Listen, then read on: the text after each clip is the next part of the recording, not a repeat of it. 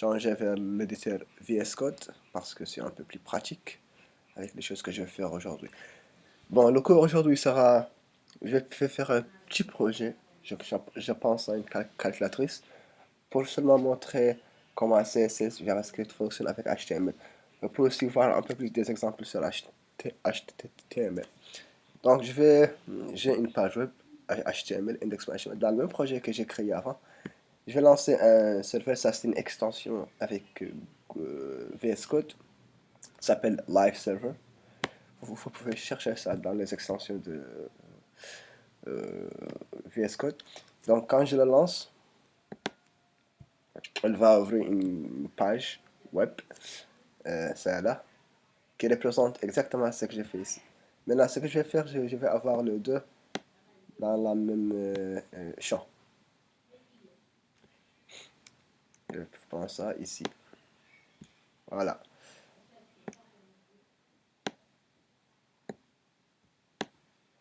Là, je vais fermer ces notifications.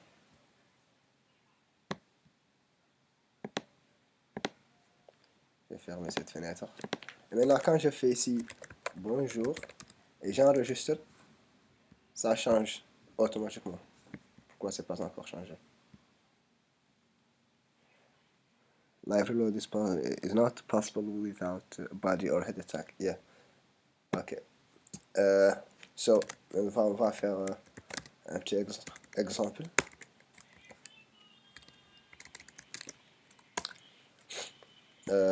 Ok. Calculator. Ok.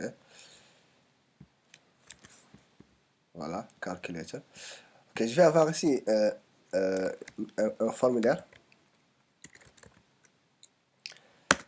Et dans le formulaire, j'ai pas besoin d'une action parce qu'on va pas utiliser PHP aujourd'hui.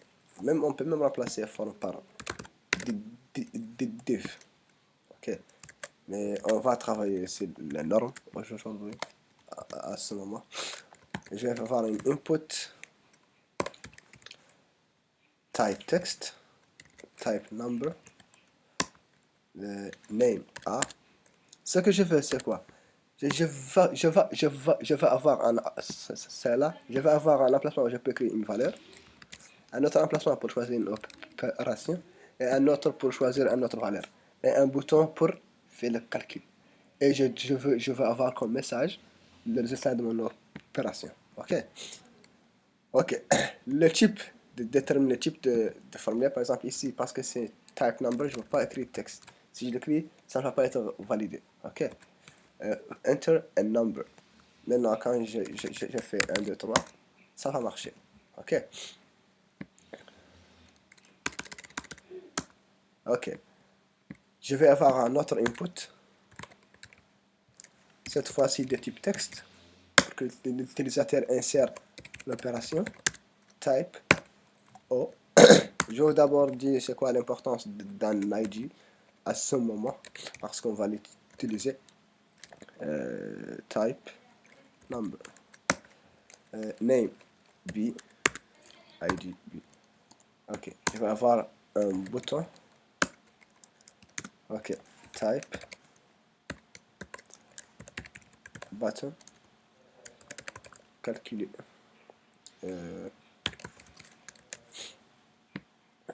Ok. C'est tout. Je vais avoir un P ici pour le résultat. Ok. Résultat. Je vais donner l'ID des résultats. Résultat. Result. Ok. Maintenant, on a ici, on peut écrire 1 plus 3 égale. Ok. Ici, je crois, si je me rappelle bien, on peut faire max length. Taille maximale. Max length 1. Maintenant, on veut un seul caractère ici. Je ne peux pas insérer plus qu'un seul caractère. Je peux insérer un moins.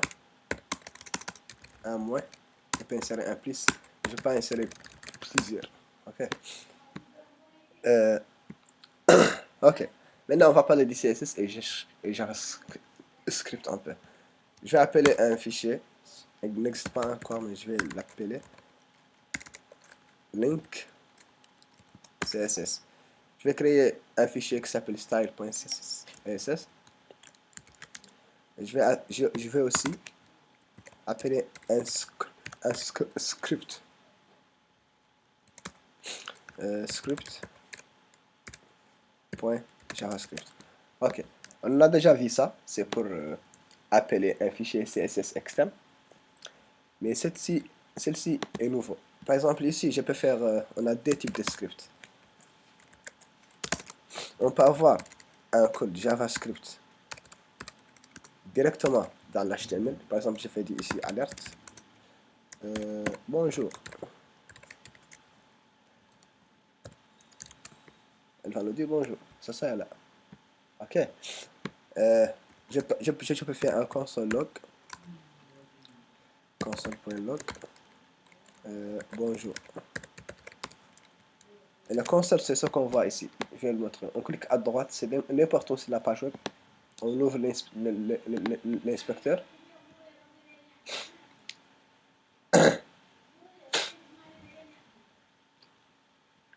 Quand on ouvre, le console là représente une fenêtre ici que je vais vous montrer. Pourquoi c'est bon? C'est pas normal. Ça là. Ok. Cet outil est très puissant. On peut faire beaucoup de choses ici. Quand on parle du web, c'est mieux d'adapter ici. Si on peut faire même des calculs, on peut dire 1 plus 1, on va donner 2. On peut prendre quelque chose ici, on peut prendre n'importe où ici. Quand on rentre dans le JavaScript, je vais montrer des choses ici, mais pas maintenant. En bref, quand j'actualise cette page, il nous affiche bonjour. Ok. Quelle ressource? Yeah. Il n'a pas pu. Les erreurs aussi s'affichent ici normalement. Il n'a pas pu trouver style CSS, ce que j'ai appelé ici, parce que il n'est pas encore créé. Maintenant que j'ai commenté cette ligne, l'erreur n'affiche plus. Ok. Mais on ne va pas avoir notre code ici, script. On va avoir un fichier séparé pour le JavaScript. Donc, je vais maintenant créer un style.css. Je vais aller ici, je vais aller nouveau fichier. Je vais coller ok. Je vais l'ouvrir ici, en bas. Pour qu'on peut voir tout en même temps. Je vais aussi créer un fichier script.js. Ok, le nom du fichier peut être peu importe. Script, code, JavaScript. Mais l'extension est très importante. Ok. Je vais aussi ouvrir le script à côté du CSS. Ok, je vais fermer le sidebar. Maintenant,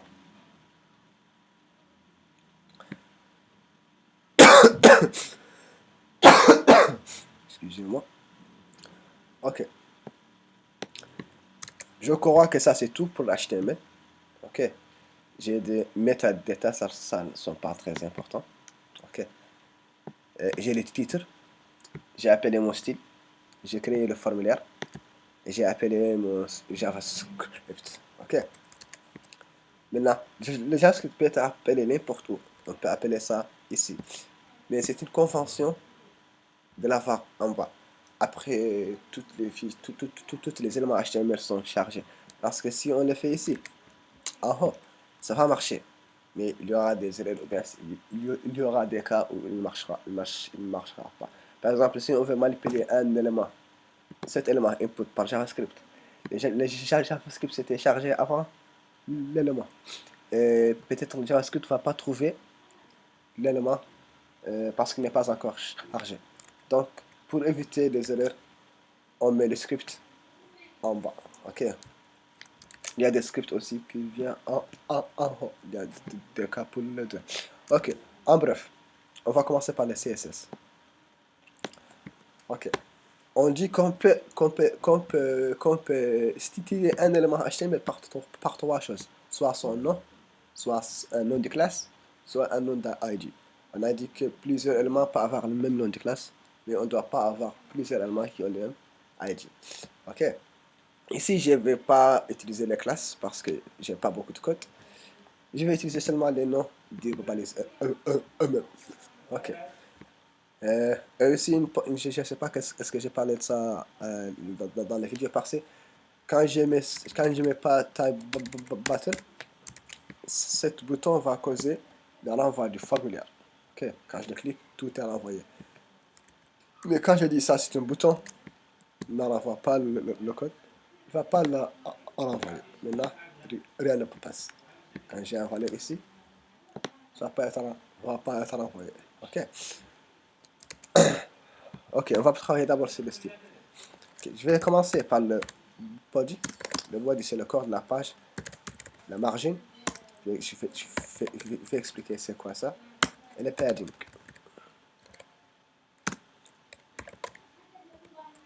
Ok, le margin, c'est l'espace autour d'un élément. Ok, en dehors de l'élément. Par exemple, si supposons on a un rang de personnes. Ok, c'est quoi l'espace entre chaque personne et l'autre? On dit 1 mètre. Donc, la marge ici, c'est 1 mètre. La marge, c'est l'espace que cet élément doit avoir euh, comme distance avec les autres éléments. Ça, c'est la marge. La distance, je vais commenter ça. La distance entre cet élément et les autres autour de lui. Ok.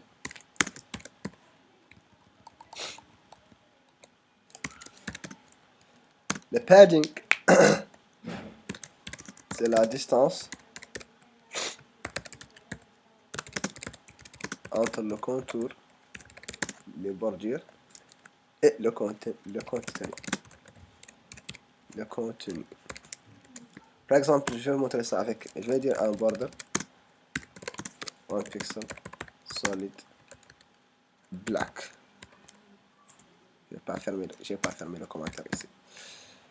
1 pixel, solid, black. Voici la bordure. Quand j'ai fait le margin pour 10, il va séparer d'une façon externe. Ok. 20.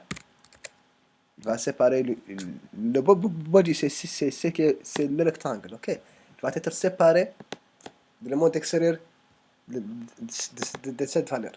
Je vais rendre ça 0. Et le padding 100 maintenant, c'est la distance interne. Ok. Maintenant, quand je dis que le padding est 100, les éléments internes, cet input, vont être séparés par le body, la distance ici et la distance ici, par cette distance, par cette valeur que j'ai insérée. Quand je dis 100 par exemple, regardez, maintenant la distance ici est devenue 100. Ok. Il a séparé lui-même de ses enfants d'une distance de tel centimètre. Ok, ou bien de tel pixel. Donc, le margin, c'est la distance entre l'élément et ses voisins. Le padding est la distance entre l'élément et ses enfants. Ok. Ok. Maintenant, on va aller au formulaire. Form. Ok. Je vais faire un display de flex. Ok, on a plusieurs valeurs de display. Flex seulement nous permet de contrôler l'alignement des enfants plus par simple, parce que ces éléments se trouvent dans le formulaire. Ok, on veut l'aligner un peu. Ok, on va dire justify content, center. Ça va centrer les éléments. Ok, vous voyez, c'est devenu au milieu. La distance ici et la distance ici. Ok. And je vais dire ici flex row, direction, c'est la direction. Par exemple, ici, ça c'est horizontal, ça c'est par colonne. Je vais faire ça comme row. Il va le faire un après l'autre. Il va prendre les éléments de cette formulaire, de cette par-là, il va les aligner d'une façon verticale. Ok? No, it should be column. C'est column. Ok. C'est column. Ok. Maintenant, c'est un après l'autre. Je vais définir une largeur, width, je vais dire 250 pixels. Ok, voici la largeur. Ok, je peux faire ici align items. Non, non, je vais pas faire ça ici. Je change, je suis pas un très bon designer. Quand on parle de design, je suis pas les meilleurs. Maintenant, on va aller aux enfants du cette formule. Ok. Je peux faire input parce que ils sont tous des inputs. Ou bien je peux faire form input. Maintenant, toutes les inputs dans le formulaire. Ok. Par exemple, si j'ai un input en dehors de cette formulaire, ça ne sera pas affecté. Et je peux faire input étoile. Je vais faire input étoile. Pourquoi? Étoile, c'est-à-dire tout. Tout ce qui trouve, tous les éléments qui se trouvent dans tous les éléments qui se trouvent dans cette formulaire seront affectés par ce que je vais faire ici. Je vais faire le width 250 pixels. Voilà. Les boutons sont plus petits, je crois, de 15 pixels. Si je me rappelle bien. Ok. Je vais lui donner une padding. Padding, on a dit c'est la distance entre un élément et son contenu. Un padding de 5 pixels. Ok. Peut-être un peu plus grand. Ok. Si je vais dire seulement input parce que pour le bouton et les paragraphes, je vais faire un style séparé. Mais maintenant, quand j'enregistre ça, le bouton n'est plus affecté. C'est seulement les inputs. Ok, quoi d'autre? Je vais faire un border. 1 pixel. Solid. Gray. Le border, c'est la bordure. Ok, on a plusieurs types de bordure. On a solid, mais un trait, un tiré. On a aussi, je me rappelle pas bien d'autres valeurs, mais quand j'ai dit border, line, border style, il va nous afficher tous les types. Dashed, c'est-à-dire des tirets au lieu des lignes. Ok. On a beaucoup de types, mais ça ne concerne pas maintenant. Et moi, quand même, je le rappelle, je ne le connais pas tout. Okay, à chaque fois j'en ai besoin d'un, je le cherche. Ok. 0.5 pixels, parce que ça c'est un peu long. 0.5 c'est. Et je vais dire border radius. Border radius c'est la curvature. Par exemple ici c'est l'angle, ils sont des angles droits. C'est un angle de 90 degrés. Je vais faire un border radius de 3 pixels. Je vais faire ça un peu plus petit. Ok. Il nécessite un 0 ici. 3. Ok, je peux préciser le couleur ici. Très bien. Ok. Je vais faire ici 10 pixels pour qu'il soit un peu plus grand. Et le bouton, je vais dire width 265 pixels. C'est toujours plus petit. 275, 270. Ok. Padding 10 pixels. Background color. Je vais essayer avec un blue. Color. Je vais faire ça blanc. Letter spacing. Je vais faire ça 3 pixels. L'espace entre les lettres. Font size, la taille du font. Large. On peut préciser des pixels. Je peux dire 15 pixels si je veux. Et ici, je vais changer le font. Je vais dire ça. Font, je vais choisir font family. Je vais choisir Franklin. Franklin. Ok, et ici je vais faire border parce que le bordure par défaut, je n'aime pas. Je peux dire border none, manière aucun, pour voir comment ça va apparaître. Et je vais faire ici align items center pour qu'il soit centré. Ok, et pour le formulaire, je vais dire margin top Margin tab, c'est l'espace, mais seulement en haut. Je vais dire 50 pixels. Voyez? Et ici, je vais ajouter un titre. Je vais dire H2, calculatrice. Ok, voilà. Pour chaque input, est-ce que je suis terminé avec les CSS? C'est bon. Pour le bouton, vous voyez quand je place la souris sur le bouton, j'ai fait un effet. Cursor, c'est la souris en français, en anglais. Pointer, maintenant ça va transférer en mais. Ok, vous voyez, ça devient en mais quand on place ça. Ok, maintenant je vais ajouter des labels ici. Label, c'est en bref, c'est une indication au contenu d'un formulaire. Ok, on peut avoir placeholder, ce que je montrais avant. A, ça c'est le nom du formulaire. For, c'est pour A. Entrée, une valeur. Ok, entrée, label, for B, entrée, une opération. Ça c'est une opération. Ok. Opération. Entrer une opération. Opération plus, moins, fois, division. Ou division. Plus. Ok. Entrée, label, for B, ici entrée, une autre valeur.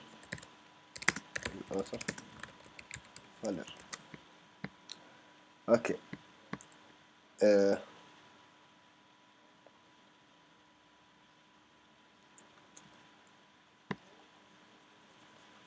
C'est bon. Oui, c'est bon. Ok. C'est tout.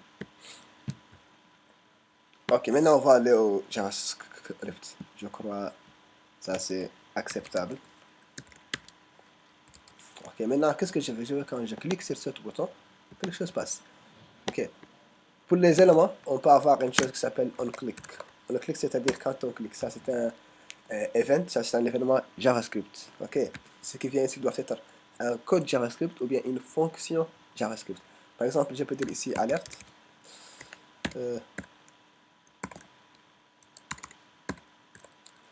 Ok.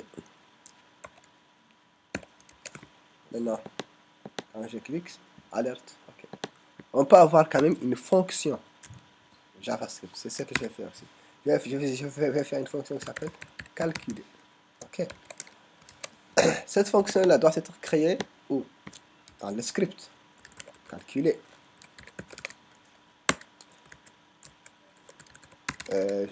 C'est une fonction. Function.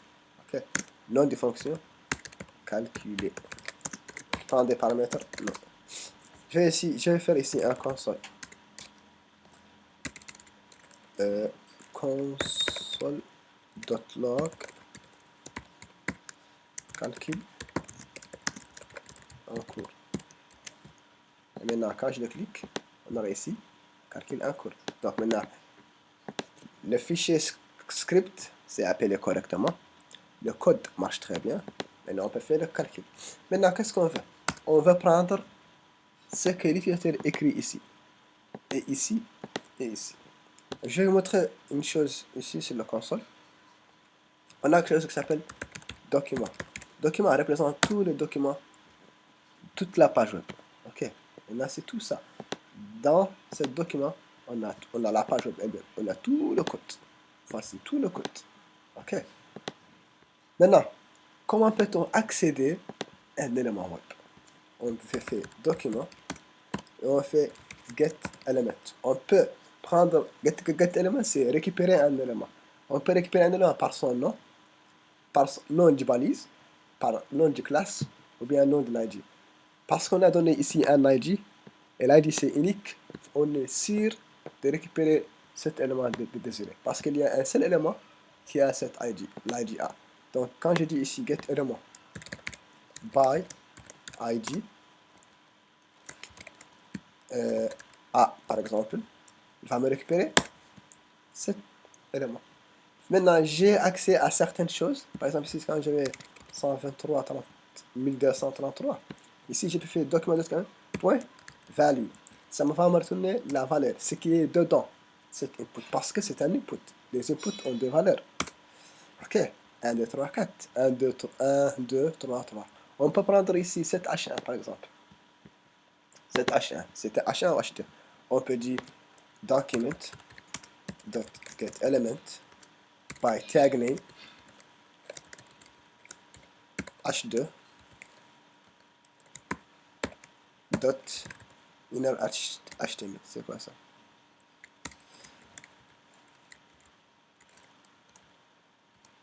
By tag name H2. On trouve cet élément. On peut faire maintenant point inner HTML. C'est pas inner HTML. Point texte. Bon, il y a une point HTML. Ok. Attends, je vois.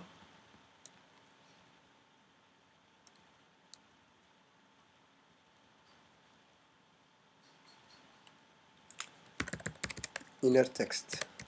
Je ne l'ai pas trouvé, mais je crois que c'est ça. Bon, il y a une fonction, je ne me rappelle pas bien laquelle, pour récupérer les textes exactement dans une balise HTML quelconque. Okay. Maintenant, on va appliquer ça ici, dans notre code. On va dire var. Ah, var, c'est pour déclarer. On peut déclarer de plusieurs sortes. On peut faire const, quand la valeur n'est plus changeable. On peut faire let, quand let et var. Le let est plus moderne. Le let, c'est l'utilisation, c'est la déclaration plus propre, parce que var, tu peux déclarer un valeur plusieurs fois, un variable plusieurs fois. Je peux dire var a, et après je dis var a aussi. Et quand je dis let a, je ne peux plus faire let a aussi, parce qu'il va me dire a est déjà déclaré. Ok, je peux dire ici let a est égal à 0, mais je ne peux pas dire let a égal à 5. Ça c'est une erreur. On me dit a est déjà déclaré. Ok, cannot declare let variable twice. Et quand je remplace ça par var, pas de problème. Ok, pas du problème. Ok, donc peu importe, on va aller avec let a égale. Qu'est-ce que je veux? A est un non entier. Ok, je veux dire parse ou un float en pensant. Document dot get element by id. C'est quoi l'id? L'id c'est a. Dot value. Parce que la valeur ici va être récupérée comme texte. Quand je dis ici document, ça a récupéré ça comme texte. Ah, regarde. Ici, il n'y a rien. Quand j'ai fait 1, 2, 3, roi, je fais ça. Qu'est-ce qu'il y a? Document dot get element by id a dot value. N'affiche rien. Comme il doit afficher 1, 2, 3. On va voir ça ici. Ok, document. Je dois convertir ce texte en float, bien en entier. C'est que j'en ai besoin. Pour ne pas compliquer les choses, on va commencer par entier maintenant. Ou bien float, c'est pas grave. Let opération, c'est l'opération. Je vais laisser ça comme option. Document dot get element by id o. L'opération, c'est de l'id o. Dot value. Le point virgule n'est pas nécessaire. Je préfère ne pas l'utiliser. C'est bien égal parse float document dot get element by id b. Maintenant, qu'est-ce que je vais faire? Je vais faire let results, voilà le résultat, is equal à, bon, je ne vais pas donner une valeur. Maintenant, je vais faire un switch case. Switch, si vous avez déjà fait langage C ou n'importe quel langage, switch, c'est si vous avez une valeur qui possède, qui a des valeurs possibles, ok, et vous voulez vérifier pour toutes les valeurs possibles. Par exemple, si on a une opération, l'opération peut être que plus ou moins fois division. Je vais faire un switch. Si switch, ça me permet de permettre, ok, ça me permet de comparer cette valeur O avec cette variable O avec des valeurs possibles. Et pour chaque valeur, je peux lui dire qu'est-ce que tu fais, qu'est-ce qu'il doit faire. Ok. Premier cas, case plus. Quand c'est plus, j'ai fait 2 points et j'ai dit secret. Le result est égal à A plus B. A break. A break, c'est pour arrêter. Parce que quand on ne dit pas break, il va comparer aussi avec les autres cas. Case minus moins. On va dire résultat égal à A moins B. A break. Case multiply. On va prendre ça comme X. Ok. Result est égal à A fois B. Break. On peut faire ça. On peut faire aussi l'autre multiplication par étoile. C'est la même chose.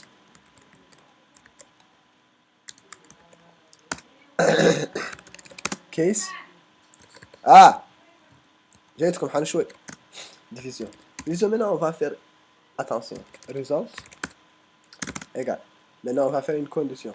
Si B est égal. Si B est différent de 0, très bien, fait A divisé par B. Sinon, on va dire peut pas diviser par 0. A break. Maintenant, elle va dire, ça c'est une condition, au lieu de voir if else, résultat égal.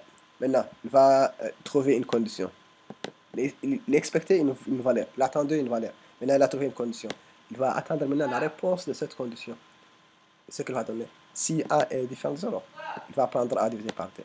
2 points, c'est-à-dire sinon, il ne peut pas diviser par 0. Il va prendre cette valeur. Donc, le résultat va prendre cette valeur, si B est différent de 0, va prendre cette valeur, si B est égal à 0. On a un cas par défaut, c'est-à-dire si l'opération, l'eau, n'est aucune de ces deux, ça veut dire que l'opération n'est pas valide. Exemple, je quoi opération non valide. Ok. Et qu'est-ce que je vais faire maintenant? J'ai pas besoin de break là-bas, mais c'est pas grave. Qu'est-ce que je vais faire? Je vais afficher le résultat. Maintenant, je vais l'afficher comme alerte. Alerte result. Ok. Je vais faire ici 12 plus 5. Non. Ok, j'ai une erreur. Attends, je vois.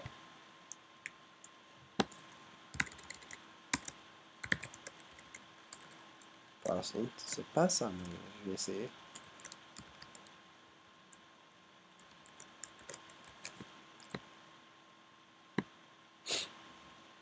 A, O, B. 12 plus 13. Ok. Donc c'est le résultat.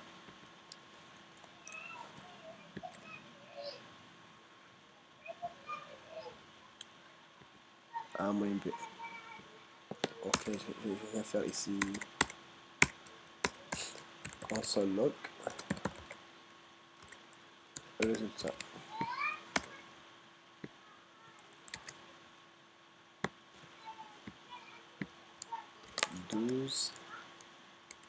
Minus 2. None. Ah! حانوا شوي.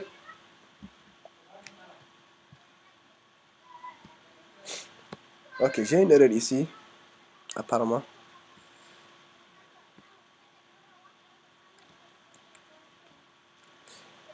Let, fonction calculée par int. Je vais faire ici un CLG, un console log de A, O et B. Et je vais voir est-ce que je vais trouver l'erreur ou non. Et je vais supprimer ces deux messages. 12 moins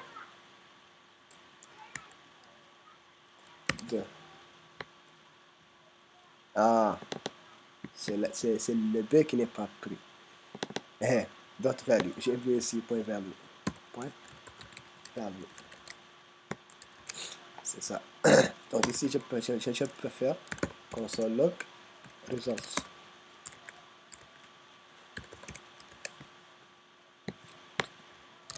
12 moins 2, ça doit me donner 10. C'est là. Ok, très bien. C'est ce qu'il me faut maintenant, c'est insérer cette valeur ici. Ok. Je vais dire document, le document, point, get element by ID. On utilise ce document get element by ID pour récupérer tout élément dans l'HTML, que ce soit le résultat, point inner HTML est égal. Maintenant, quand je dis ici hello, il va insérer hello ici. Ok, qu'est-ce que je vais faire ici? Je vais dire A plus espace plus l'opération plus espace plus B plus espace égale espace plus c'est pour concaténer à résultat. Ok, je vais faire ici 12 moins 2. 12 moins 2 égale à 0. Non, on va s'arrêter ici.